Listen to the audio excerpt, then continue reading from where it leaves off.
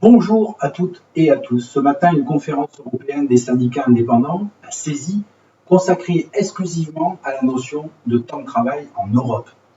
Cette saisie s'inscrit une fois de plus dans l'actualité puisqu'en mars, la Cour de justice européenne a une fois de plus rendu deux jugements qui argumentent plus encore par rapport à l'arrêt dit Matzak de 2018. Alors, sont intervenus ce matin Adam Pokorny, qui est chef d'unité conditions de travail à la Commission européenne, Pierre Joissard, l'avocat de Rudy Matzak, mais aussi de nombreux pompiers belges, et j'ai également pu intervenir.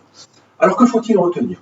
D'abord que depuis 2003, la directive européenne temps de travail, la DETT, n'a pas été révisée malgré de nombreuses tentatives, bien qu'il y ait quelques points à éclaircir, notamment le problème des astreintes. Le représentant de la Commission ne semble pas être favorable, voire même met en garde la position française, car le débat est tellement contradictoire, notamment en France, qu'à l'arrivée, il pourrait y avoir plus de mauvaises surprises que de bonnes surprises. Nous allons d'ailleurs écouter Adam Pokorny sur ce sujet lorsqu'il répond à ma question sur la volonté de certains de modifier la directive. Merci beaucoup, Klaus. Merci Alain, Frédéric et Xavier d'avoir exposé les différents aspects de cette question extrêmement épineuse. En effet, nous sommes face à une grande polémique qui est composée de deux éléments. Je pense que c'est ce que vous avez exprimé. D'un côté, est-ce que les pompiers volontaires sont des vrais volontaires, des bénévoles? Il faudrait redéfinir cette notion de volontaire.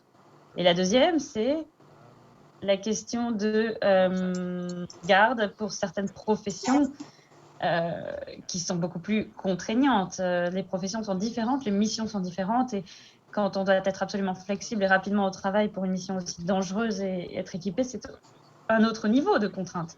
Donc, il y a un appel qui a été lancé à la Commission pour vraiment clarifier ces deux points.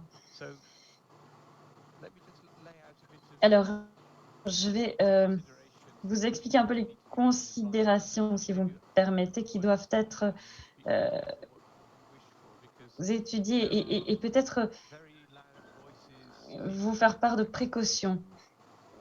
Parce que les voix fusent dans tous les sens et elles ne sont pas toujours consensuelles. Ce qu'on a entendu lors de cette réunion ce matin, c'est qu'il faut revoir la portée d'application de la directive sur le temps de travail afin de clarifier le fait que les volontaires, les pompiers volontaires notamment, doivent être couverts par la protection de cette directive et qu'il faut clarifier également le temps, la signification du temps de garde et du temps de repos afin que les véritables temps de garde soient comptabilisés. C'est ce que je comprends, c'est votre revendication. Mais moi, j'ai également entendu parler d'autres points de vue. Il y a des voix qui s'élèvent pour enlever tous les volontaires de cette directive, pour les exclure de la directive. Si l'on est volontaire, on ne bénéficie pas de la protection, point barre. Eh bien, comme cela vient d'être évoqué par Adam Pokorny, sur ce sujet, les oppositions sont frontales et dogmatiques. Elles doivent cesser et il nous faut nous accorder en France pour avancer sur le sujet, avancer par étapes. Tout d'abord, un pompier volontaire en temps de garde doit être reconnu comme ayant la qualité de travailleur. Et la France doit évaluer les conséquences pour protéger les pompiers volontaires au moins autant que leurs collègues professionnels en garde. Ensuite, plus délicat est le problème des astreintes. Les derniers arrêts de la CJE confirment l'astreinte comme étant du temps de travail. Pour ce qui est d'Avenir Secours, un groupe de réflexion travaille depuis plusieurs mois pour être force de proposition sur le sujet du temps de travail des cadres, sur l'employabilité des sapeurs-pompiers volontaires en fonction de leur statut, de leur autre activité, et voir lorsqu'aussi ces volontaires sont également pompiers professionnels. Cette directive protège la santé, mais toutes garanties doivent être raisonnablement trouvées pour non seulement garantir la protection de nos opérants, sans toutefois créer des impossibles opérationnels. J'ai insisté, comme je l'avais fait en 2018 à la saisie, sur mon étonnement que la France générateur de la loi sur les 35 heures hebdomadaires, en 98, s'arc-boute encore pour que les pompiers soient activés au-delà de 48 heures hebdomadaires. Le temps de travail des cadres, le temps d'astreinte, sera un enjeu fort dans les prochains mois, en l'absence de volonté du gouvernement de légiférer en droit interne, en droit français. Je crains qu'il ne faille une fois de plus passer par la saisine des différentes juridictions à notre disposition. C'est d'ailleurs ce qu'a rappelé ce matin Maître Pierre Joissard.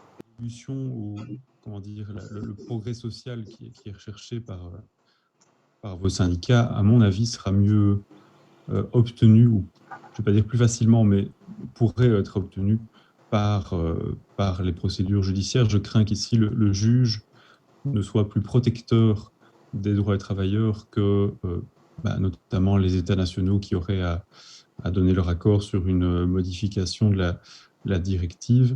Je pense sincèrement qu'il faut réfléchir aux procédures judiciaires qui permettraient effectivement d'avoir une meilleure interprétation ou une clarification sur ses conséquences. Et je me rappelle lorsqu'en 2009, j'ai rencontré M. Matzak, j'avoue que très honnêtement que je ne m'attendais pas à ce que cela ait un tel impact après sur beaucoup de situations.